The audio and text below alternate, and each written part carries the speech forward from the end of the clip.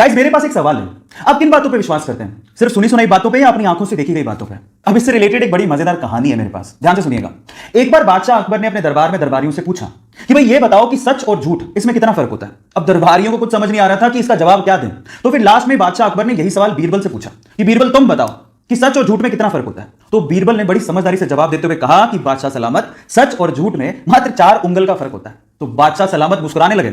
अब ये देखते हुए जो दरबारी बीरबल के खिलाफ अकबर के कान भरा करते थे, वो कहते कि ये क्या जवाब हुआ, ये तो सच नहीं है। तो फिर अकबर ने कहा कि तुम गलत प्रूव करके दिखाओ बीरबल को, तो वो चुप हो गए। तो फिर उन्होंने बीरबल को कहा कि तुमने जो भी जवाब दिया उसका स्पष्टीकरण दो, ढंग से बताओ।